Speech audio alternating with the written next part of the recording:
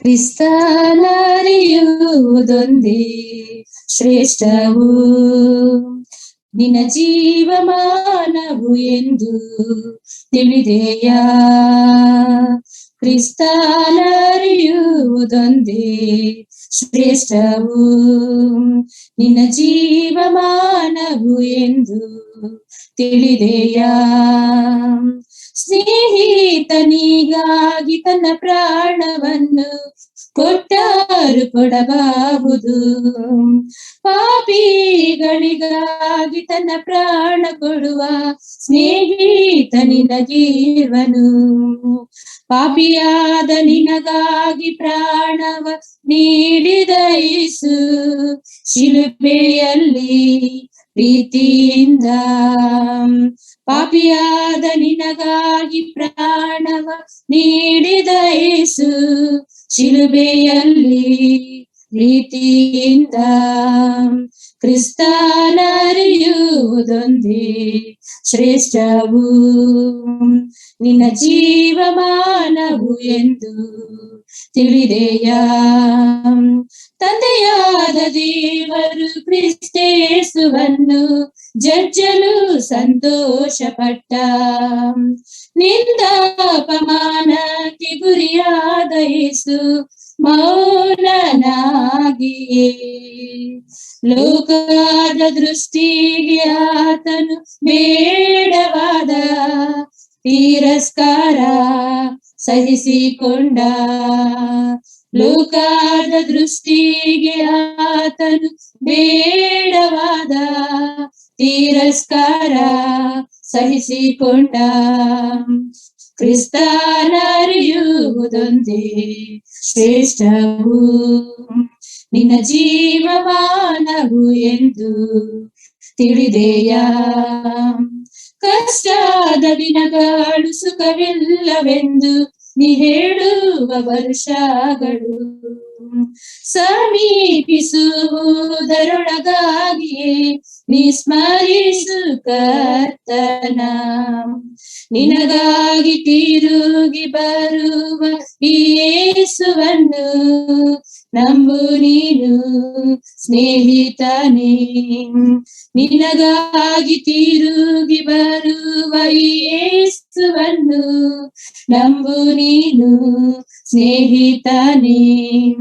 ಕ್ರಿಸ್ತನರಿಯುವುದೊಂದೇ ಶ್ರೇಷ್ಠವು, ನಿನ್ನ ಜೀವಮಾನವು ಎಂದು ತಿಳಿದೆಯಾ.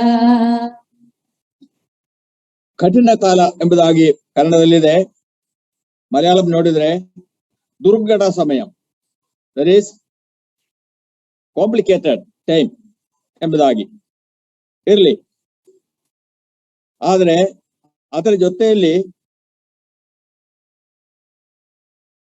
ನಾವು ಅನೇಕ ಸಂಗತಿಗಳನ್ನು ಇಲ್ಲಿ ನೋಡ್ತಾ ಇದ್ದೇವೆ.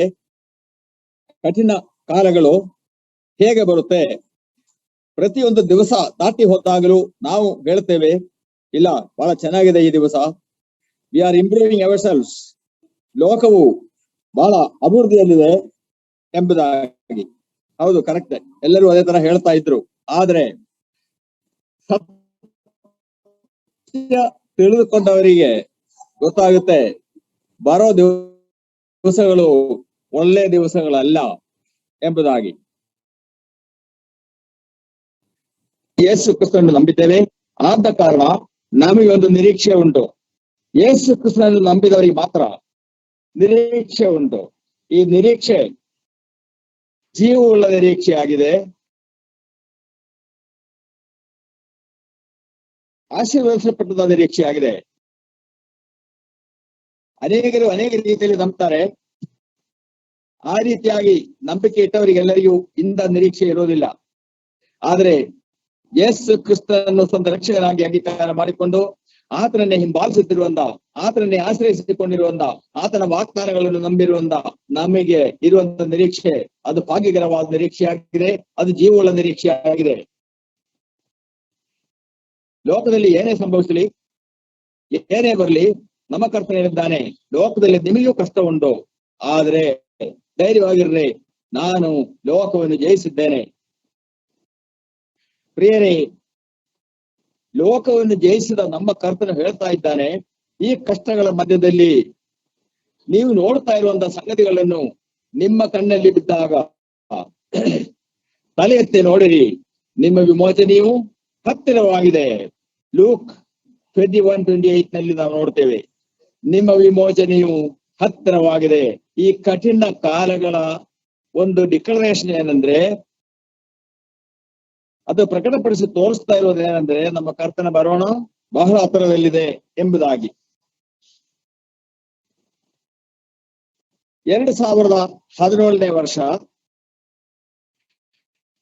ಸೆಪ್ಟೆಂಬರ್ 1ನೇ ತಾರೀಕು Russian and technology research students ಅನ್ನ ಉದ್ದೇಶಿಸಿ ಒಂದು ಭಾಷಣ ಮಾಡ್ತಾರೆ. ಆ ಭಾಷಣ ಮಾಡಿದಾಗ ಅವರು ಸ್ಟ್ರೆಸ್ ಮಾಡಿ ಹೇಳಿದಂತ subject the international competition in the field of artificial intelligence ಎಂಬುದಾಗಿ. ಅಂತರ್ದೇಶೀಯ ತಲದಲ್ಲಿ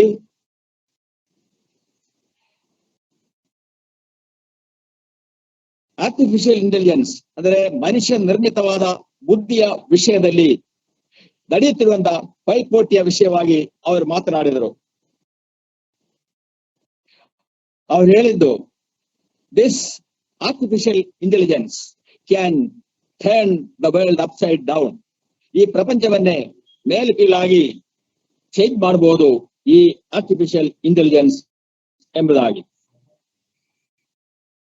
ಈ ಒಂದು ಫೀಲ್ಡ್ ನಲ್ಲಿ ಅನೇಕ ಆಪರ್ಚುನಿಟೀಸ್ ಇದೆ. ಯಂಗ್ಸ್ಟರ್ಸ್ಗೆ, ಎಜುಕೇಟೆಡ್ ಯೂತ್ಗೆ ಒಳ್ಳೆ ಚಾನ್ಸ್ ಇದೆ, ಒಳ್ಳೆ ಕೆಲಸ ಸಿಗುತ್ತೆ, ಒಳ್ಳೆ ಸಂಬಳ ಸಿಗುತ್ತೆ. ಅದೇ ಸಮಯದಲ್ಲಿ ಈ ಫೀಲ್ಡ್ ಅಲ್ಲಿ ಇಳಿದವರಿಗೆ ಭಯಂಕರವಾದ ಸವಾಲುಗಳನ್ನು ಎದುರಿಸಬೇಕಾಗುತ್ತೆ. It is widely and commonly believed and accepted that he who achieved in the field of research in artificial intelligence take over leadership would rise to the ruling of the world. ಈ artificial intelligence ವಿಷಯದಲ್ಲಿ research ಮಾಡ್ತಿರುವವರು ಒಳ್ಳೆ ಸಾಧನೆ ಮಾಡಿದ್ರೆ ಅವರು ಲೋಕವನ್ನೇ ಆಳುವಂತ ಆ ಸ್ಥಾನಕ್ಕೆ ಎಬ್ಬಿಸಲ್ಪಡಬಹುದು. He shall become the ruler of the world. One thing he has to do, he must prove himself efficient to achieve in the field of artificial intelligence. Artificial intelligence ವಿಷಯದಲ್ಲಿ ಒಳ್ಳೆ ಸಾಧನೆ ಮಾಡಿ ಲೋಕಕ್ಕೆ ತೋರಿಸಿದರೆ ಲೋಕವು ಆತನನ್ನು ಅಂಗೀಕಾರ ಮಾಡಿ ಈ ಲೋಕವನ್ನು ಆಳ್ಲಿಕ್ಕೆ ಅವರನ್ನು ಕೂರಿಸ್ತಾರೆ ಎಂಬುದಾಗಿ. ಸಾಮಾನ್ಯವಾಗಿ ಎಲ್ಲಾ ಜನರು ಅದನ್ನ ಅಂದ್ರೆ ಇಂಟೆಲಿಜೆನ್ಸ್ ಕ್ಲಾಸ್ ನಲ್ಲಿ ಇರುವವರೆಲ್ಲರೂ ಇದನ್ನ ಅಕ್ಸೆಪ್ಟ್ ಮಾಡಿಕೊಂಡಿದ್ದಾರೆ. ಆದ ಕಾರಣ ಇಂದು ಅಮೆರಿಕ ಮತ್ತು ಚೈನಾ ಈ ಎರಡು ದೇಶಗಳು ಈ ವಿಷಯದಲ್ಲಿ in the field of research of artificial intelligence they are in the four front. ಅವರು ಎಲ್ಲರಿಗಿಂತ ಮುಂದೆ ನಿಂತಿದ್ದಾರೆ. ಆರ್ಟಿಫಿಷಿಯಲ್ ಇಂಟೆಲಿಜೆನ್ಸ್ ಅಂದ್ರೆ ಮನುಷ್ಯ ನಿರ್ಮಿತವಾದಂತಹ ಬುದ್ಧಿ. ಅದರಲ್ಲಿ ಎಕ್ಸಾಂಪಲ್ ಹೇಳೋದಾದ್ರೆ ರೋಬೋಟ್ಗಳು ಬರುತ್ತೆ, ಕಂಪ್ಯೂಟರ್ ಬರುತ್ತೆ, ಹಾಗೆ ಡ್ರೋನ್ಸ್ ಬರುತ್ತೆ. ಈಗ ಅನೇಕ ಆಧುನಿಕವಾದಂತಹ ಇಕ್ವಿಪ್ಮೆಂಟ್ಸ್ ಇವೆಲ್ಲವೂ ಮನುಷ್ಯನಿಗೆ ಪ್ರಯೋಜನವುಳ್ಳದ್ದಾಗಿದೆ. ಅದೇ ಸಮಯ ಮನುಷ್ಯನನ್ನೇ ನಾಶ ಮಾಡುವಂತದ್ದಾಗಿದೆ. ಅನೇಕ ದೇಶಗಳು ಈ ಫೀಲ್ಡ್ ನಲ್ಲಿ ಆರ್ಟಿಫಿಷಿಯಲ್ ಇಂಟೆಲಿಜೆನ್ಸ್ ರಿಸರ್ಚಿನ ಫೀಲ್ಡ್ ನಲ್ಲಿ ಬಹಳ ಶ್ರಮೆ ಪಡ್ತಾ ಇದ್ದಾರೆ, ದುಡ್ಡು ಖರ್ಚು ಮಾಡ್ತಾ ಇದ್ದಾರೆ. ಅವ್ರ ಉದ್ದೇಶವೇನೆಂದ್ರೆ we must capture power of the world. ನಾವು ಲೋಕದ ಅಧಿಕಾರವನ್ನು ನಮ್ಮದೇ ಆಗಿ ಮಾಡಿಕೊಳ್ಳಬೇಕು. ಈ ಹಿಂದಿನ ಕಾಲದಲ್ಲಿಯೂ ಕೂಡ ಅನೇಕ ಸಾಮ್ರಾಟ್ಗಳು ಪರಿಶ್ರಮಿಸಿದರು. ಫರವೋ ಆ ರೀತಿಯಾಗಿ ಶ್ರಮಿಸಿದಂತ ಒಬ್ಬ ವ್ಯಕ್ತಿ ಆಫ್ರಿಕಾದಿಂದ ಯೂಫ್ರಟಿಸ್ ತನಕ ತನ್ನ ಸಾಮ್ರಾಜ್ಯ ಸಾಮ್ರಾಜ್ಯವನ್ನು ವಿಸ್ತರಿಸಿದಂತ ವ್ಯಕ್ತಿ, ಆದರೆ ಅವನು ಅಸ್ತಮಿಸಿ ಹೋಗ್ಬಿಟ್ಟ. ಆಮೇಲೆ ನಾವು ನೋಡ್ತೇವೆ ಅಸಿರಿಯನ್ ಸಾಮ್ರಾಜ್ಯ ಬಹಳ ಪವರ್ಫುಲ್ ಆಗಿತ್ತು. ಅಸಿರಿಯನ್ ಸಾಮ್ರಾಜ್ಯವು ಕೂಡ ಲೋಕವನ್ನು ಎಲ್ಲವೂ ಆಳ್ಲಿಕ್ಕಾಗಿಲ್ಲ. ಅಸಿರಿಯನ್ ಸಾಮ್ರಾಜ್ಯವನ್ನು ಸೋಲಿಸಿ ಬ್ಯಾಬಿಲೋನಿಯನ್ ಸಾಮ್ರಾಜ್ಯ ಸ್ಥಾಪಿತವಾಯಿತು. ಅದರಲ್ಲಿ ಫಸ್ಟ್ ಬಂದವನು ನೆಬೂಕದ್ನೆಚ್ಚರ್. ಆತನಿಗೆ ದೇವರು ಕನಸಿನ ಮುಖಾಂತರವಾಗಿ ಕೆಲವು ಸತ್ಯಗಳನ್ನು ತೋರಿಸಿಕೊಟ್ಟಿದ್ದ. ಅದು ಡ್ಯಾನಿಯಲ್ ಎಕ್ಸ್ಪ್ಲೈನ್ ಮಾಡಿ ತೋರಿಸ್ತಾನೆ. ಅಂತ್ಯ ಕಾಲದಲ್ಲಿ ಹೀಗೀಗ ಆಗುತ್ತೆ ಎಂಬುದಾಗಿ, ನಿನ್ನ ಪೊಸಿಷನ್ ಏನು ಎಂಬುದಾಗಿ, ನಿನ್ನ ಕಾಲವೇ ಬೇರೆ 3 ಸಾಮ್ರಾಜ್ಯಗಳು ಬರುತ್ತೆ ಎಂಬುದಾಗಿ, ಹೀಗೆ ಅನೇಕ ಸತ್ಯಗಳನ್ನು ಆತನಿಗೆ ತೋರಿಸಿಕೊಟ್ಟಿದ್ದ. ಅದು ಡ್ಯಾನಿಯಲ್ ಎಕ್ಸ್ಪ್ಲೈನ್ ಮಾಡಿ ಅವನಿಗೆ ಹೇಳ್ತಾ ಇದ್ದ. ಓಕೆ, ಬ್ಯಾಬಿಲೋನ್ ಸಾಮ್ರಾಜ್ಯವನ್ನು ಸೋಲಿಸಿ ಪರ್ಷಿಯನ್ ಸಾಮ್ರಾಜ್ಯವು ಅಧಿಕಾರಕ್ಕೆ ಬಂತು. ಪರ್ಷಿಯನ್ ಸಾಮ್ರಾಜ್ಯವನ್ನು ಸೋಲಿಸಿ ಗ್ರೀಕ್ ಸಾಮ್ರಾಜ್ಯ ಅಧಿಕಾರಕ್ಕೆ ಬಂತು. ಗ್ರೀಕ್ ಸಾಮ್ರಾಜ್ಯವನ್ನು ಸೋಲಿಸಿ ರೋಮನ್ ಸಾಮ್ರಾಜ್ಯ ಅಧಿಕಾರಕ್ಕೆ ಬಂತು. ಈ ಯಾವ ಸಾಮ್ರಾಜ್ಯಗಳು ಇಡೀ ಪ್ರಪಂಚವನ್ನೇ ಆಳ್ಲಿಕ್ಕೆ ಶಕ್ತವಾಗಿಲ್ಲ. ಎ ಪರ್ಟಿಕ್ಯುಲರ್ ಏರಿಯಾ, ಕೆಲವು ದೇಶಗಳನ್ನು ಒಳಗೊಂಡಂತ ಒಂದು ಪ್ರದೇಶ ಮಾತ್ರ ಈ ಎಲ್ಲಾ ಸಾಮ್ರಾಜ್ಯಗಳು ಆಳ್ಲಿಕ್ಕೆ ಸಾಧ್ಯವಾಯಿತು. ಆದರೆ ಅಂತ್ಯ ಕಾಲದಲ್ಲಿ, ನಮ್ಮ ಕಾಲದಲ್ಲಿ ಬರ್ಲಿಕ್ಕಿರುವಂತ, ಇಲ್ಲವಾದ್ರೆ ಸಭೆಯು ಇಲ್ಲಿಂದ ಎತ್ತಲ್ಪಟ್ಟ ಮೇಲೆ ಬರ್ಲಿಕ್ಕಿರುವಂತ ಸಾಮ್ರಾಜ್ಯ ಅದು ಲೋಕವನ್ನೇ ಆಳುವಂತದ್ದಾಗಿರುತ್ತೆ. ಆ ಸಾಮ್ರಾಜ್ಯ ಎಲ್ಲಿಂದ ಬರುತ್ತೆ? ರೋಮನ್ ಎಲ್ಲಾ ಸಾಮ್ರಾಜ್ಯಗಳನ್ನು ಒಂದನ್ನು ಇನ್ನೊಂದು ಸೋಲಿಸಿ ಬರ್ತಾ ಇತ್ತು. ಗ್ರೀಕ್ ಸಾಮ್ರಾಜ್ಯವನ್ನು ಸೋಲಿಸಿ ರೋಮನ್ ಸಾಮ್ರಾಜ್ಯ ಬಂತು. ಆದ್ರೆ ರೋಮನ್ ಸಾಮ್ರಾಜ್ಯವನ್ನು ಯಾರು ಸೋಲಿಸಿಲ್ಲ. ಆ ರೋಮನ್ ಸಾಮ್ರಾಜ್ಯ ತನ್ನ ಶಕ್ತಿ ಕ್ಷಯಿಸಿದವರಾಗಿ ಇಲ್ಲದಂತಾಯಿತು. ಆದರೆ ಈ ರೋಮನ್ ಸಾಮ್ರಾಜ್ಯದ ವಿಷಯವಾಗಿ ಒಂದು ಪ್ರವಾದನೆ ಇದೆ. From the revived Roman empire there would come a ruler of the world ಎಂಬುದಾಗಿ. ಪುನರುಜ್ಜೀವನಗೊಂಡ ರೋಮನ್ ಸಾಮ್ರಾಜ್ಯದಿಂದ ಒಬ್ಬ ವ್ಯಕ್ತಿ ಲೋಕವನ್ನು ಆಳುತ್ತಾನೆ. ಅದೇ ಆಂಟಿ ಕ್ರೈಸ್ಟ್, ಕ್ರಿಸ್ತ ವಿರೋಧಿಯಾದವನು ಅವನೇ. ದೇವರ ನಾಮಕ್ಕೆ ಸ್ತೋತ್ರವಾಗಲಿ. ಈ ಸತ್ಯ ಸರ್ವಜ್ಞಾನಿಯಾದ ದೇವರು ತನ್ನ ಮಕ್ಕಳಿಗಾಗಿ ತಿಳಿಸಿಕೊಟ್ಟಿದ್ದಾನೆ. ಯಾರ್ಯಾರು ಈ ಸತ್ಯವನ್ನು ತಿಳಿದುಕೊಂಡು ಈ ಸತ್ಯ ದೇವರನ್ನು, ಸರ್ವಜ್ಞಾನಿಯಾದ ದೇವರನ್ನು, ಸರ್ವಶಕ್ತನಾದ ದೇವರನ್ನು ಅಂಗೀಕಾರ ಮಾಡಿಕೊಂಡು ಆತನೇ ನನ್ನ ದೇವರು ಎಂಬುದಾಗಿ ಆತನನ್ನು ಹಿಂಬಾಲಿಸುತ್ತಾರೋ ಅವರು ರಕ್ಷಣೆ ಹೊಂದಿ ದೇವರ ವಾಗ್ದಾನಗಳಲ್ಲಿ ಸೇರಿಕೊಳ್ಳುತ್ತಾರೆ.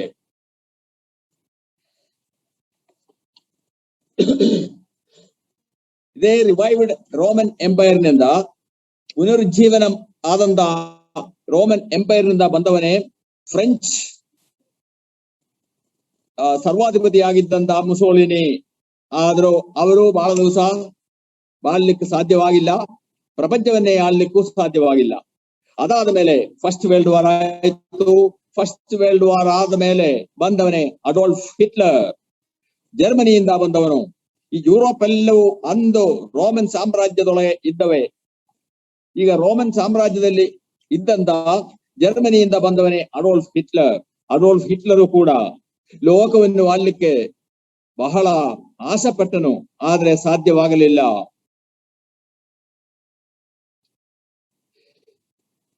ಈಗ ಒಂದು ಅಧಿಕಾರದಲ್ಲಿ ತೊಡಗಬೇಕಾದ್ರೆ ಅದರಲ್ಲೂ ಪ್ರತ್ಯೇಕವಾಗಿ ಲೋಕವನ್ನೇ ತನ್ನ ಹತೋಟಿಯಲ್ಲಿ ತೆಗೆದುಕೊಳ್ಳಬೇಕು ಎಂಬುದಾಗಿ ಇದ್ದರೆ ಮಿಲಿಟರಿ ಪವರ್ ಸೂಪರ್ ಆಗಿರ್ಬೇಕು. Only A super military power can control the world. ಲೋಕವನ್ನು ಕಂಟ್ರೋಲ್ ಮಾಡ್ಲಿಕ್ಕೆ ಶಕ್ತಿ ಉಳ್ಳಂತ ಒಂದು ಮಿಲಿಟರಿ ಬೇಕು. ಅದು ಒಂದೇ ಸಾಲದು. ಮತ್ತು ಸಾಂಬತ್ತಿಕವಾಗಿ ಅಂದ್ರೆ ಸಂಪತ್ ವ್ಯವಸ್ಥೆಯಲ್ಲಿ ಅವರು ಸ್ಟ್ರಾಂಗ್ ಆಗಿರ್ಬೇಕು. They should be very strong in their economy. Okay, ಇದೆರಡು ಸಾಕಾ? ಇಲ್ಲ, ಇನ್ನೂ ಇದಾವೆ, ಕೆಲವು ಇದಾವೆ. ಆದ್ರೆ ಲಾಸ್ಟ್ ಒಂದು ಹೇಳ್ತಾನೆ, ಟ್ಯಾಕ್ಟಿಕ್ಸ್ ಬೇಕು. ಟ್ಯಾಕ್ಟಿಕ್ಸ್ ಅಂದ್ರೆ ಗೊತ್ತಲ್ಲ, ನುಡಿಗಳಿಂದ ಎಂಬುದಾಗಿ ದಾನಿಯೇಲನ ಪುಸ್ತಕದಲ್ಲಿ ನಾವು ನೋಡ್ತೇವೆ. ನುಡಿಗಳಿಂದ ಅವನು ಎಲ್ಲರನ್ನು ತನ್ನವರಾಗಿ ಮಾಡಿಕೊಳ್ತಾನೆ, ತನ್ನ ವಶಕ್ಕೆ ಸೇರಿಸಿಕೊಳ್ತಾನೆ. ಅಂದ್ರೆ ಎಲ್ಲರೂ ಅವನ ಮಾತು ಕೇಳುವಂತೆ ಮರಳು ಮಾಡಿಕೊಳ್ತಾನೆ. ನುಡಿ ಅದು ಒಂದು ಪಾರ್ಟ್ ಆಗಿದೆ. By his flattering he would attract many ಎಂಬುದಾಗಿದೆ. ಸುಳ್ಳು ಹೇಳಿ ಅಟ್ರಾಕ್ಟಿವ್ ಆಗಿರುವಂತಹ ಮಾತುಗಳಿಂದ ಅನೇಕರನ್ನು ಆಕರ್ಷಿಸಿಕೊಂಡು ತನ್ನ ಸೈಡಿಗೆ ಸೇರಿಸಿಕೊಳ್ಳುತ್ತಾನೆ. ಹಾಗಾಗಿ ಸಪೋರ್ಟ್ ಅವನಿಗೆ ಸಿಗುತ್ತೆ. ಒಂದು ಸ್ಟ್ರಾಂಗ್ ಮಿಲಿಟರಿ ಬೇಕು, ಇನ್ನೊಂದು ಸ್ಟ್ರಾಂಗ್ ಎಕಾನಮಿ ಬೇಕು, ಇನ್ನೊಂದು ವಾಕ್ಚಾತುರ್ಯ ಬೇಕು, ಮಾತನಾಡಲಿಕ್ಕೆ ಒಳ್ಳೆ ಚಾತುರ್ಯ ಉಳ್ಳವನಾಗಿರ್ಬೇಕು. ಓಕೆ, ಹಾಗಾದ್ರೆ ಈ ನಿಟ್ಟಿನಲ್ಲಿ ಆರ್ಟಿಫಿಷಿಯಲ್ ಇಂಟೆಲಿಜೆನ್ಸ್ ಬಹಳ ಕೆಲಸ ಮಾಡುತ್ತೆ, ಬಹಳ ಹೆಲ್ಪ್ಫುಲ್ ಆಗುತ್ತೆ, ಒಳ್ಳೆ ಹೆಲ್ಪ್ಫುಲ್ ಆಗುತ್ತೆ.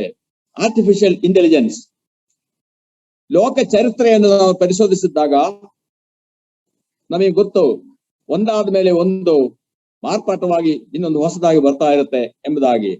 ಡಿಫೆನ್ಸ್ ಸಿಸ್ಟಮ್, ಮಿಲಿಟರಿ ಸಿಸ್ಟಮ್ ಹಿಂದಿನ ಕಾಲದಲ್ಲಿ ಸ್ಟಾರ್ಟಿಂಗ್ ನಲ್ಲಿ ಹೇಗಿತ್ತು? ಕಲ್ಲು ಮತ್ತು ಮರಗಳಿಂದ ಆಯುಧಗಳನ್ನುಂಟು ಮಾಡಿ ಅವುಗಳಿಂದ ಯುದ್ಧ ಮಾಡಿ ಗೆಲ್ಲುತ್ತಾ ಇದ್ರು. ಇನ್ನು ಸ್ವಲ್ಪ ಮುಂದಕ್ಕೆ ಬಂದಾಗ ಕತ್ತಿ, ಖಡ್ಗಗಳು ಮತ್ತು ಈಟಿಗಳು ಉಪಯೋಗಿಸಿ ಯುದ್ಧ ಮಾಡಕ್ಕೆ ಶುರು ಮಾಡಿದ್ರು. ಅಧಿಕಾರ ಇಟ್ಟುಕೊಳ್ಳಕ್ಕೆ ಪ್ರಯತ್ನ ಪಟ್ಟರು. ಅದು ಆದ ಮೇಲೆ ಬಿಲ್ಲು ಬಾಣ ಉಪಯೋಗಿಸಿ ಅಧಿಕಾರಕ್ಕೆ ಬಂದ್ರು, ಅಧಿಕಾರ ಕೈಯಲ್ಲಿ ಇಟ್ಟುಕೊಂಡಿದ್ರು. ಅದು ಆದ ಮೇಲೆ ಗನ್ ಮತ್ತೆ ಎಕ್ಸ್ಪ್ಲೋಸಿವ್ಸ್ ಯೂಸ್ ಮಾಡಕ್ ಶುರು ಮಾಡಿದ್ರು. ಹಾಗೆಯೇ ಮುಂದಕ್ಕೆ ಬಂದಾಗ ಮಿಸೈಲ್ಸ್ ಮತ್ತು ರಾಕೆಟ್ಸ್ ಉಪಯೋಗಿಸಿದ್ರು. ಹಾಗೆ ಮುಂದಕ್ಕೆ ಬಂದಾಗ ನ್ಯೂಕ್ಲಿಯರ್ ವೆಪನ್ಸ್ ಉಪಯೋಗಿಸಿದ್ರು. ಅಂದ್ರೆ ಕಂಡುಹಿಡಿದ್ರು, ಉಪಯೋಗಿಸಿಲ್ಲ. ನ್ಯೂಕ್ಲಿಯರ್ ವೆಪನ್ಸ್ ಕಂಡುಹಿಡಿದಿಟ್ಟಿದ್ದಾರೆ, ಅನೇಕ ದೇಶಗಳ ಕೈನಲ್ಲಿದೆ. ಆದ್ರೆ ನ್ಯೂಕ್ಲಿಯರ್ ವಾರ್ ಇಲ್ಲಿವರೆಗೆ ಆಗಿಲ್ಲ. ಸ್ಟಾರ್ ವಾರ್ ಆಗ್ಬೇಕು ಎಂಬುದಾಗಿ ಎಲ್ಲ ಪ್ರಪೋಸ್ ಮಾಡಿದ್ರು, ಮಾಡ್ಲಿಕ್ಕೆ ಆಗಿಲ್ಲ. ಅದಕ್ಕೆ ಕಾರಣವೇನೆಂದ್ರೆ ನ್ಯೂಕ್ಲಿಯರ್ ವೆಪನ್ಸ್ ಉಪಯೋಗಿಸಿ ವಾರ್ ಮಾಡಿದ್ರೆ ಎರಡು ಪಾರ್ಟಿಯನ್ನು ನಾಶವಾಗಿ ಹೋಗುತ್ತಾರೆ, ಯಾರು ಉಳಿಯಲ್ಲ. ಅದಕ್ಕೆ ಒಂದು ಪದ MAD ಎಂಬುದಾಗಿ ಹೇಳ್ತಾರೆ, mad, mutual assured destruction. Assured ಅಂದ್ರೆ ಗೊತ್ತಲ್ಲ, ಡೆಫಿನೆಟ್. Mutual assured destruction. ನಾನೀಗ ಒಂದು ಬಾಂಬ್ ಹಾಕಿದ್ರೆ ನನ್ನ ಶತ್ರು ನಿರ್ನಾಮವಾಗಿ ಬಿಡ್ತಾನೆ. ಅದೇ ಸಮಯ ಅವನು ಒಂದು ಬಾಂಬ್ ಹಾಕ್ತಾನೆ ಸಾಯೋದಕ್ಕೂ ಮುಂಚೆ, ನಾನು ಕಂಪ್ಲೀಟ್ ಆಗಿ ನಾಶವಾಗಿ ಹೋಗ್ತಾನೆ. ಹಾಗಾದ್ರೆ ಯಾರು ಉಳಿಯಲ್ಲ. ಅದಕ್ಕೆ ಮ್ಯೂಚುವಲ್ ಅಶ್ಯೂರ್ಡ್ ಡಿಸ್ಟ್ರಕ್ಷನ್ ಎಂಬುದಾಗಿ ಆ ಪದ ಉಪಯೋಗಿಸಿದ್ದು. ಎರಡು ಪಾರ್ಟಿಯನ್ನು ನಾಶವಾಗಿ ಹೋಗ್ತಾರೆ. ಆದ ಕಾರಣ ಇಲ್ಲಿವರೆಗೆ ನ್ಯೂಕ್ಲಿಯರ್ ಪವರ್ಸ್ ಯಾರು ನ್ಯೂಕ್ಲಿಯರ್ ವೆಪನ್ಸ್ ಉಪಯೋಗಿಸಲಿಕ್ಕೆ ಧೈರ್ಯ ಮಾಡಿಲ್ಲ. ದೇವರ ನಾಮಕ್ಕೆ ಸ್ತೋತ್ರವಾಗಲಿ. ಕೆಲವು ವರ್ಷಗಳ ಹಿಂದೆ ಯೋಮ್ ಕಿಪ್ಪೋರ್ ವಾರ್ ಒಂದು ಆಗಿತ್ತು. ಯೋಮ್ ಕಿಪ್ಪೋರ್ ಎಂಬುದಾಗಿ ಹೇಳಿದ್ರೆ ದಿ ಫೆಸ್ಟಿವಲ್ ಆಫ್ ಟಾಬರ್ನಿಕಲ್. ಇಸ್ರಾಯೇಲ್ ದೇಶದಲ್ಲಿ ಫೆಸ್ಟಿವಲ್ ಆಫ್ ಟಾಬರ್ನಿಕಲ್, ಅದನ್ನ ಪರ್ಣಶಾಲಾ ಹಬ್ಬನ ಏನೋ ಇದೆ, ಗುಡಾರಗಳ ಹಬ್ಬ. ಓ, ಗುಡಾರಗಳ ಹಬ್ಬ. ಓಕೆ, ದೇವದರ್ಶನ ಗುಡಾರದ ಹಬ್ಬ. ಓಕೆ, ದರ್ಶನ ಗುಡಾರದ ಹಬ್ಬ. ಆ ಹಬ್ಬ ದಿವಸ ಇಸ್ರಾಯೇಲರೆಲ್ಲರೂ ಹಬ್ಬ ಆಚರಿಸ್ತಾ ಇದ್ದಾರೆ. ಗೊತ್ತಿಲ್ಲದೆ ಇದ್ದಕ್ಕಿದ್ದ ಹಾಗೆ ಸರ್ಪ್ರೈಸ್ ಅಟ್ಯಾಕ್ ಮಾಡಿಬಿಟ್ರು ಶತ್ರು ಸೈನ್ಯಗಳೆಲ್ಲ ಸೇರಿ ಇಸ್ರಾಯೇಲ್ ಮೇಲೆ. ಇಸ್ರಾಯೇಲ್ ನಾಶನದ ಆ ತುದಿಯಲ್ಲಿ ಬಂದ್ಬಿಟ್ಟಿದ್ರು. ಏನು ಮಾಡ್ಲಿಕ್ಕೆ ಆಗಿಲ್ಲ. 3-4 ದಿವಸ ಅವ್ರು ಬಹಳ ಟ್ರೈ ಮಾಡಿದ್ರು, ಆಗಿಲ್ಲ. ಕೊನೆಗೆ ಗೋಲ್ಡಾ ಮೇರ್ ಅವರ ಪ್ರೈಮ್ ಮಿನಿಸ್ಟರ್ ಆಗಿದ್ರು. ಗೋಲ್ಡಾ ಮೇರ್ಗೆ ಮಿಲಿಟರಿ ಆಫೀಸರ್ಸ್ ಪ್ರಪೋಸ್ ಮಾಡಿದ್ರು, ನಾವು ಗೆಲ್ಲಲಿಕ್ಕಾಗುವುದಿಲ್ಲ, ಏನಾದ್ರೂ ಮಾಡ್ಲೇಬೇಕು. ಗೋಲ್ಡಾ ಮೇರ್ ಎಮರ್ಜೆನ್ಸಿ ಕ್ಯಾಬಿನೆಟ್ ಮೀಟಿಂಗ್ ತಗೊಂಡ್ರು. ಅಲ್ಲಿ ಒಂದು ನಿರ್ಣಯ ಆಯ್ತು. ಏನಂದ್ರೆ, no we will use nuclear weapons ಎಂಬುದಾಗಿ. ಓಕೆ, ಆರ್ಡರ್ ಕೊಟ್ಟುಬಿಟ್ರು, ಮಿಲಿಟರಿ ಎಲ್ಲ ರೆಡಿ ಮಾಡಿಬಿಟ್ರು. 13 ನ್ಯೂಕ್ಲಿಯರ್ ವೆಪನ್ಸ್, ನ್ಯೂಕ್ಲಿಯರ್ ಬಾಂಬ್ಸ್ ಅವರು ಅಸೆಂಬಲ್ ಮಾಡಿ ಇಟ್ಟು ಸ್ಯಾಟಲೈಟ್ ಮುಖಾಂತರವಾಗಿ ಅಮೆರಿಕೆಗೆ ಮತ್ತು ರಷ್ಯಾಗೆ ತೋರಿಸಿದ್ರು. ಈಗ ನಾವೇನು ಮಾಡ್ಲಿಕ್ಕೆ ಆಗೋದಿಲ್ಲ, ನಾವು ನಾಶವಾಗೋದಕ್ಕೆ ಮುಂಚೆ ಸಾಮ್ಸನ್ ಆಪ್ಷನ್ ನಾವು ತಗೊಳ್ತೀವಿ. ಸಾಮ್ಸನ್ ಆಪ್ಷನ್ ಅಂದ್ರೆ ಗೊತ್ತಾ? ಸಿಮ್ಸೋನ್ ಸಾಯ್ಬೇಕಾದ್ರೆ ಏನ್ ಮಾಡ್ದ? ತಾನು ಸಾಯೋದಲ್ಲದೆ ತನ್ನ ಜೊತೆಯಲ್ಲಿ ಫಿಲಿಸ್ತೀಯರನ್ನು 3000 ಜನರನ್ನು ಅವನು ಸಾಯಿಸ್ಬಿಟ್ಟ. ಅದಕ್ಕೆ ನಾವು ಹೇಗೂ ಸಾಯ್ತೇವೆ, ನಮ್ಮ ಜೊತೆಯಲ್ಲಿ ನಮ್ಮ ಶತ್ರುಗಳನ್ನು ನಾಶ ಮಾಡಿಬಿಡೋಣ ಎಂಬುದಾಗಿ ಸಾಮ್ಸನ್ ಆಪ್ಷನ್ಗೆ ಆರ್ಡರ್ ಕೊಟ್ಟುಬಿಟ್ರು. ಹಾಗೆಯೇ ಅಮೆರಿಕ ಮತ್ತು ರಷ್ಯಾಗೆ ಸ್ಯಾಟಲೈಟ್ ಮುಖಾಂತರವಾಗಿ ಇಸ್ರಾಯೇಲ್ ಗವರ್ಮೆಂಟ್ ತೋರಿಸಿದ್ರು, ಈ ತರ ರೆಡಿ ಮಾಡಿ ಇಟ್ಟಿದ್ದೇವೆ, ನಾವೇನ್ ಮಾಡ್ಲಿ, ಇನ್ನು ನಾವೇನು ಕಾಯುವುದಿಲ್ಲ, ನಾವು ಉಪಯೋಗಿಸ ಬಿಡ್ತೇವೆ ಎಂಬುದಾಗಿ. ತಕ್ಷಣವೇ ರಷ್ಯಾ ಅರೇಬಿಯನ್ ಕಂಟ್ರಿಗಳಿಗೆ ಆರ್ಡರ್ ಕೊಟ್ಟು, ನೀವು ಯುದ್ಧ ನಿಲ್ಲಿಸಿ, ಇಮಿಡಿಯೇಟ್ ಆಗಿ ಯುದ್ಧ ನಿಲ್ಲಿಸಿ, stop war, seize fire immediate ಆಗಿ. ಹಾಗಾಗಿ ಯೋಮ್ ಕಿಪ್ಪೋರ್ ವಾರ್ ಸ್ಟಾಪ್ ಆಯ್ತು. ಇಲ್ಲದೆ ಹೋಗಿದ್ರೆ ಹಿರೋಶಿಮಾ ನಾಗಸಕಿಗಿಂತ ಕಠಿಣವಾದ ರೀತಿಯಲ್ಲಿ ಇಸ್ರೇಲ್ ನ್ಯೂಕ್ಲಿಯರ್ ವೆಪನ್ಸ್ ಉಪಯೋಗಿಸುತ್ತಿದ್ರು. ಆದ್ರೆ ದೇವರ ಟೈಮ್ ಟೇಬಲ್ ಪ್ರಕಾರ ಆ ಸಮಯದಲ್ಲಿ ನ್ಯೂಕ್ಲಿಯರ್ ವೆಪನ್ಸ್ ಮುಖಾಂತರವಾಗಿ ಲೋಕವು ನಾಶವಾಗಲಿಕ್ಕೆ ದೇವರು ಇಷ್ಟಪಟ್ಟಿಲ್ಲ. ಆದ ಕಾರಣ ಇಸ್ರೇಲ್ ಬಾಂಬ್ ಉಪಯೋಗಿಸಕ್ಕೆ ಸಾಧ್ಯವಾಗಿಲ್ಲ. ಓಕೆ, ಈ ಸಂದರ್ಭದಲ್ಲಿ ಮ್ಯೂಚುವಲ್ ಅಶ್ಯೂರ್ಡ್ ಡಿಸ್ಟ್ರಕ್ಷನ್ ನಿಂದ ಎಲ್ಲಾ ದೇಶಗಳನ್ನು ರಕ್ಷಿಸಲಿಕ್ಕೆ ಆರ್ಟಿಫಿಷಿಯಲ್ ಇಂಟೆಲಿಜೆನ್ಸ್ ಗೆ ಸಾಧ್ಯವಾಗುತ್ತೆ. ಆರ್ಟಿಫಿಷಿಯಲ್ ಇಂಟೆಲಿಜೆನ್ಸ್ ಮುಖಾಂತರವಾಗಿ ನನ್ನನ್ನು ನಾನು ಕಾಪಾಡಿಕೊಳ್ಳುತ್ತೇನೆ ಎಂಬಂತ ಭರವಸೆ ನನಗೆ ಉಂಟಾಗುತ್ತೆ. ಹೇಗೆ? I should be the first in the research of artificial intelligence. Artificial intelligence ನ ರಿಸರ್ಚ್ ನಲ್ಲಿ ನಾನು ಮುಂದೆ ಇದ್ದರೆ ನಾನು ನನ್ನನ್ನು ಕಾಪಾಡಿಕೊಳ್ಳಬಹುದು, ಯಾರು ನನಗೇನು ಮಾಡುವುದಿಲ್ಲ ಎಂಬುದಾಗಿ. ದೇವರ ನಾಮಕ್ಕೆ ಸ್ತೋತ್ರವಾಗಲಿ. ಈ ಆರ್ಟಿಫಿಷಿಯಲ್ ಇಂಟೆಲಿಜೆನ್ಸ್ ನ ವಿಷಯವಾಗಿ ಹೆಚ್ಚಾದ ಸ್ಟಡೀಸ್ ನಡೆದದ್ದು ವಾರ್ ಸಮಯದಲ್ಲಿ, ಇರಾಕಿನ ವಾರ್ ಸಮಯದಲ್ಲಿ, ಹಾಗೆ IS ಇವರ ಟೆರರಿಸ್ಟ್ ಆಕ್ಟಿವಿಟೀಸ್ ನ ಮಧ್ಯದಲ್ಲಿ ಅನೇಕ ದೇಶಗಳು ಈ ಆರ್ಟಿಫಿಷಿಯಲ್ ಇಂಟೆಲಿಜೆನ್ಸ್ ನ ಪ್ರಯೋಜನ ಹೇಗೆ ಪಡೆದುಕೊಳ್ಳಬಹುದು ಎಂಬುದಾಗಿ ಬಹಳ ರಿಸರ್ಚ್ ಮಾಡಕ್ಕೆ ಶುರು ಮಾಡಿದ್ರು. ಆ ರಿಸರ್ಚ್ ಇಲ್ಲಿಯವರೆಗೆ ಕಂಟಿನ್ಯೂ ಆಗ್ತಾ ಇದೆ. ನನ್ನ ಟೈಮ್ ಆಗೋದಕ್ಕೂ ಮುಂಚೆ ನಾನು ನಿಲ್ಲಿಸಲಿಕ್ಕೆ ಪ್ರಯತ್ನ ಪಡ್ತೇನೆ. ಅನೇಕ ಸಂಗತಿಗಳು ದೇವರ ವಾಕ್ಯದಿಂದ ನಾವು ನೋಡಬಹುದು. ಆದ್ರೆ ದೇವರ ವಾಕ್ಯ ನಾವು ಓದ್ಕೊಂಡು ಮುಂದೆ ಹೋಗ್ತೀವಿ, ಅರ್ಥ ಮಾಡಿಕೊಳ್ಳುವುದಿಲ್ಲ. ನೋಡಿ, 2017ನೇ ವರ್ಷದಲ್ಲಿ the way of the future ಎಂಬಂತ ಒಂದು ಆರ್ಗನೈಸೇಷನ್ ಎಸ್ಟಾಬ್ಲಿಷ್ ಆಯಿತು. ನಮ್ಮ ಕರ್ತನ ಹೇಳ್ತಾನೆ, I am the way to my father ಎಂಬುದಾಗಿ. ಅದಕ್ಕೆ ಸವಾಲು ಮಾಡಿಕೊಂಡು the way of the future ಎಂಬುದಾಗಿ ಸೈಟಾನಿಕ್ ಆರ್ಗನೈಸೇಷನ್ ಒಂದು ಅಸ್ತಿತ್ವಕ್ಕೆ ಬಂತು. The way of the future ಅದು ಡಿಕ್ಲೇರ್ ಮಾಡೋದೇನಂದ್ರೆ, ನಾವು ನಂಬುತ್ತೇವೆ ಏನಂದ್ರೆ, ಆರ್ಟಿಫಿಷಿಯಲ್ ಇಂಟೆಲಿಜೆನ್ಸ್ ನ ಮುಖಾಂತರವಾಗಿ ಒಂದು ವ್ಯಕ್ತಿಯನ್ನು ನಾವು ಸೃಷ್ಟಿಸುತ್ತೇವೆ. ಆ ವ್ಯಕ್ತಿ ಮನುಷ್ಯನಲ್ಲ, ಆದ್ರೆ ವ್ಯಕ್ತಿಯಾಗಿ ಅದನ್ನ ಕನ್ಸಿಡರ್ ಮಾಡ್ತಾರೆ. ಆರ್ಟಿಫಿಷಿಯಲ್ ಇಂಟೆಲಿಜೆನ್ಸ್ ನಿಂದ ಮನುಷ್ಯನಿಗಿಂತ ಬೆಟರ್ ಆಗಿರುವಂತ, ಚೆನ್ನಾಗಿರುವಂತ, ಸಾಮರ್ಥ್ಯವುಳ್ಳ ಒಬ್ಬ ಇಂಡಿವಿಜುವಲ್ ಅನ್ನು ಉಂಟು ಮಾಡ್ತಾರೆ. ಆದ ಕಾರಣ ಈ ಆರ್ಗನೈಸೇಷನ್ ನ ಮೆಂಬರ್ಸ್ ಅನ್ನ ಈಗಲೇ ಟ್ರೈನಿಂಗ್ ಕೊಡ್ತಾ ಇದ್ದಾರೆ. ಮೆಂಬರ್ಸ್ ಗೆ ಟ್ರೈನಿಂಗ್ ಕೊಡ್ತಾ ಇದ್ದಾರೆ. ಏನಂದ್ರೆ, how you will worship this individual created by the artificial intelligence. ಈ ಆರ್ಟಿಫಿಷಿಯಲ್ ಇಂಟೆಲಿಜೆನ್ಸ್ ನ ಮುಖಾಂತರವಾಗಿ ಸೃಷ್ಟಿಸಲ್ಪಟ್ಟಂತ ಈ ವ್ಯಕ್ತಿಗೆ ನೀವು ಹೇಗೆ ಆರಾಧನೆ ಮಾಡ್ತೀರಿ ಹೇಗೆ ಆರಾಧನೆ ಮಾಡಬೇಕು ಎಂಬಂತ ವಿಷಯದಲ್ಲಿ ಟ್ರೈನಿಂಗ್ ಕೊಡ್ತಾ ಇದ್ದಾರೆ. ಈಗಲೇ 2017ರಲ್ಲಿ ಆರ್ಗನೈಸ್ ಆಗಿರುವಂತ ಆ ಒಂದು ಆರ್ಗನೈಸೇಷನ್ ಅಲ್ಲಿ ಅವತ್ತಿನಿಂದ ಟ್ರೈನಿಂಗ್ ಕೊಡ್ತಾ ಇದ್ದಾರೆ. ಒಬ್ಬ ಆರ್ಟಿಫಿಷಿಯಲ್ ಇಂಟೆಲಿಜೆನ್ಸ್ ಮುಖಾಂತರವಾಗಿ ಸೃಷ್ಟಿಸಲ್ಪಟ್ಟಂತ ವ್ಯಕ್ತಿಯನ್ನು ಹೇಗೆ ಆರಾಧಿಸಬೇಕು ಎಂಬುದಾಗಿ. ಪ್ರಿಯರೇ, ನಾವು ಎಲ್ಲಿ ಬಂದಿದ್ದೇವೆ? ನಾವು ಅಂತ್ಯ ಕಾಲಕ್ಕೆ ಬಂದಿದ್ದೇವೆ. ಈ ಲೋಕವು ಯಾರ ಕೈಯೂ ಸಿಕ್ಕದ ಹಾಗೆ ನಾಶನದ ಹಾದಿಯನ್ನು ಹಿಡಿದಿದೆ. ಅದಕ್ಕೆ ಕಾರಣ ಸತ್ಯ ದೇವರನ್ನು ಅಲ್ಲಗಳೆದು ದೇವರ ಶತ್ರುವಾದ ಸೈತಾನನ್ನು ಹಿಂಬಾಲಿಸುತ್ತಾ ಸೈತಾನ್ನ ಆಲೋಚನೆಯಂತೆ ಕಾರ್ಯಗಳನ್ನು ಮಾಡುತ್ತಾ ಮುಂಸಾಗುತ್ತಿದ್ದಾರಲ್ಲ, ಅದೇ ಕಾರಣ.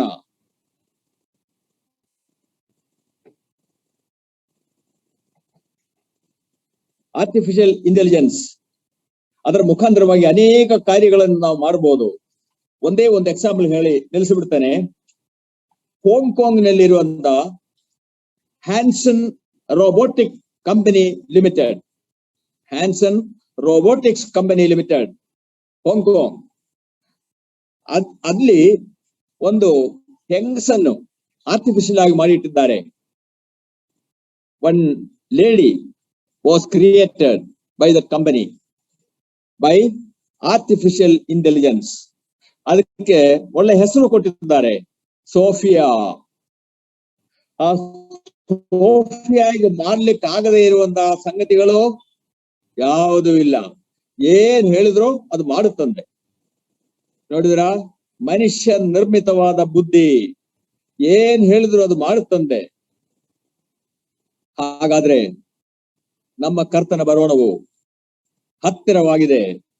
ನಾವಿಲ್ಲಿಂದ ಹೋಗ್ಬಿಟ್ರೆ ಸಾಕು, ಬಾಕಿ ಎಲ್ಲ ಜಲ್ದಿ ಸ್ಕ್ರೀನಿಗೆ ಬಂದ್ಬಿಡುತ್ತೆ. Everything will come to the scene. Okay, ಈ ಸೋಫಿಯಾಗೆ ಸೌದಿ ಅರೇಬಿಯನ್ ಗವರ್ಮೆಂಟ್ ಸಿಟಿಸನ್ಶಿಪ್ ಕೊಟ್ಟಾಗಿದೆ, ಗೊತ್ತಾ? Citizenship is bestowed upon Sophia. ಇನ್ನು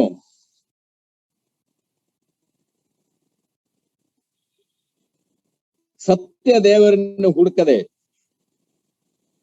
ಸೈತಾನ್ನ ಹಿಂದೆ ಹೋಗುವಂತ ಈ ಮನುಷ್ಯ ಕುಲ ಎಷ್ಟೊಂದು ನಾಶನ ಕಡೆಗೆ ಹೋಗ್ತಾ ಇದೆ. ನೆಕ್ಸ್ಟ್ ನಾವು ಕಂಟಿನ್ಯೂ ಮಾಡೋದಕ್ಕೂ ಮುಂಚೆ ನೀವು 2 ಪೋರ್ಷನ್ಸ್ ಓದ್ಕೊಂಡು ಬರಬೇಕು ಎಂಬುದಾಗಿ ಕೇಳ್ಕೊಳ್ತೇನೆ. 2 ಪೋರ್ಷನ್ ಎಲ್ಲರೂ ಓದ್ಕೊಳ್ಳಿ, ಓದಿ ಸ್ಟಡಿ ಮಾಡ್ಕೊಂಡು ಬನ್ನಿ. ನೆಕ್ಸ್ಟ್ ಯಾವ ದಿವಸ ನನಗೆ ಮಾತನಾಡಲಿಕ್ಕೆ ಅವಕಾಶ ಸಿಗುತ್ತೆ ಇದನ್ನೇ ಕಂಟಿನ್ಯೂ ಮಾಡಿ ಇನ್ನೊಂದು 10-25 ನಿಮಿಷ ಮಾತಾಡ್ತೇನೆ. ಜೋವೆಲ್ನ ಪುಸ್ತಕ 2ನೇ ಅಧ್ಯಾಯ ಕಂಪ್ಲೀಟ್ ಆಗಿ ಓದಿ.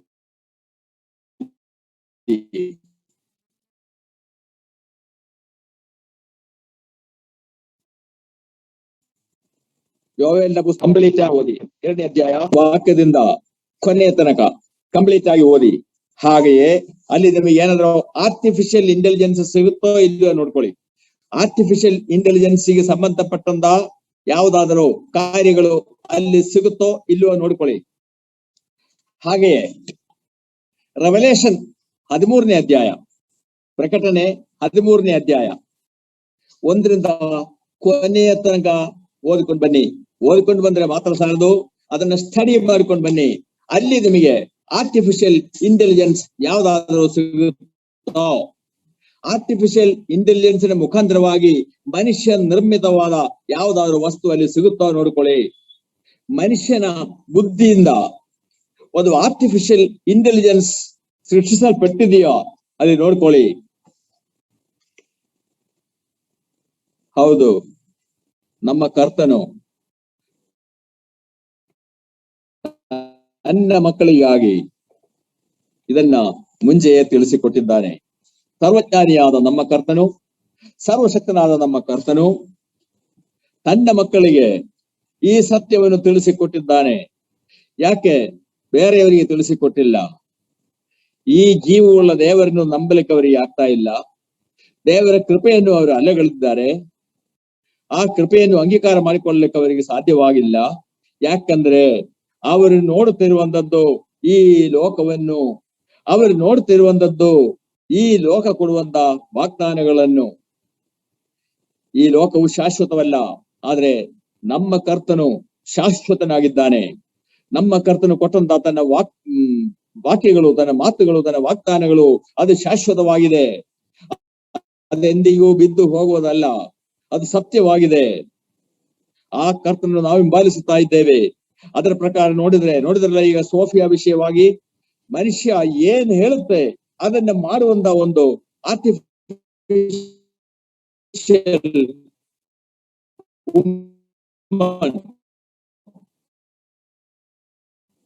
ಇನ್ನು ದೇವರ ಮುಂದೆ ಇಲ್ಲದೆ ಇರುವುದೇನಿಲ್ಲ. ದೇವರ ಮುಂದೆ ನಮ್ಮ ಇದರಿಂದ ನಾವು ಧೈರ್ಯವಾಗಿರೋಣ. ನಾವು ಅಂತ್ಯ ಕಾಲಕ್ಕೆ ಬಂದಿದ್ದೇವೆ. ನಮ್ಮ ಕರ್ತನು ಇಹೋ ಹತ್ತಿರದಲ್ಲಿ ಬಾಗಿಲಲ್ಲಿ ನಿಂತಿದ್ದಾನೆ. ನಮ್ಮ ಕರ್ತನ ಬರೋಣಕ್ಕೇನು ದೋಷವಿಲ್ಲ. ಇಗೋ ಆತನು ಬಾಗಿಲಲ್ಲಿ ನಿಂತಿದ್ದಾನೆ. ನಾವು ನಮ್ಮ ಕರ್ತನನ್ನು ಜೀವವುಳ್ಳ ನಿರೀಕ್ಷೆಯಿಂದ ಎದುರು ನೋಡೋಣ. ಈ ಲೋಕದಲ್ಲಿ ನಡೆಯುತ್ತಿರುವಂತಹ ಇಂಥ ಸಂಗತಿಗಳನ್ನು ನಾವು ನೋಡುವಾಗ ತಲೆ ಎತ್ತಿ ನಮ್ಮ ಕರ್ತನ ಬರೋಣವನ್ನು ಎದುರು ನೋಡೋಣ. ತಲೆ ಎತ್ತಿ ನೋಡಿರಿ, ನಿಮ್ಮ ವಿಮೋಚನೆಯು ಹತ್ತಿರವಾಗಿದೆ. ಹೌದು, we are waiting for our redemption from this world. ಈ ಲೋಕದಿಂದ ನಮ್ಮ ಈ ಮೋಚನೆಯನ್ನು ನಾವು ಎದುರು ನೋಡ್ತಾ ಇದ್ವಿ. ಅದಕ್ಕೆ ನಮ್ಮ ಕರ್ತನ ಬರಬೇಕಷ್ಟೇ. ಮೊದಲನೇ ಸಾರಿ ಬಂದಿದ್ದು ಶಿಲುಬೆಯಲ್ಲಿ ತನ್ನ ಪ್ರಾಣವನ್ನು ಕೊಟ್ಟು ನಮ್ಮನ್ನು ರಕ್ಷಿಸಲಿಕ್ಕಾಗಿ. ಈ ಸರಿ ಬರ್ತಾ ಇರುವಂತದ್ದು ರಕ್ಷಿಸಲಿಕ್ಕಾಗಿ ಅಲ್ಲ, ರಕ್ಷಿಸಲ್ಪಟ್ಟವರನ್ನು ತನ್ನ ಬಳಿಗೆ ಸೇರಿಸಿಕೊಳ್ಳಲಿಕ್ಕಾಗಿ. ನಾವೆಷ್ಟು ಭಾಗ್ಯವಂತರು. ನಮ್ಮ ಹಾಗೆ ಭಾಗ್ಯವಂತರು ಯಾರಿದ್ದಾರೆ? ಒಳ್ಳೆಯ ನಿರೀಕ್ಷೆಯನ್ನು ದೇವರು ಕೊಟ್ಟು ಹೋಗಿದ್ದಾನೆ. ಜೀವವುಳ್ಳ ನಿರೀಕ್ಷೆ, ಭಾಗ್ಯಕರವಾದ ನಿರೀಕ್ಷೆ. ಆ ನಿರೀಕ್ಷೆಯಲ್ಲಿ ನಾವು ಜೀವಿಸೋಣ. ಹಾಗೂ ಲೋಕದಲ್ಲಿ ನಡೆಯುತ್ತಿರುವಂತಹ ಪ್ರತಿಯೊಂದು ಸಂಗತಿಯನ್ನು ಕೂಡ ನಾವು ಶ್ರದ್ಧೆಯಿಂದ ದೃಷ್ಟಿ ಕೊಟ್ಟು ನೋಡೋಣ, ತಿಳಿದುಕೊಳ್ಳೋಣ. ಅದರ ಮುಖಾಂತರವಾಗಿ ನಮ್ಮ ನಂಬಿಕೆಯನ್ನು ಹೆಚ್ಚಿಸಿಕೊಳ್ಳೋಣ, ನಮ್ಮ ನಿರೀಕ್ಷೆಯನ್ನು ಹೆಚ್ಚಿಸಿಕೊಳ್ಳೋಣ. ನಮ್ಮ ಕರ್ತನ ನಾಮಕ್ಕೆ ಮಹಿಮೆ ಸಲ್ಲಿಸುತ್ತಾ ನಾವು ಜೀವಿಸೋಣ.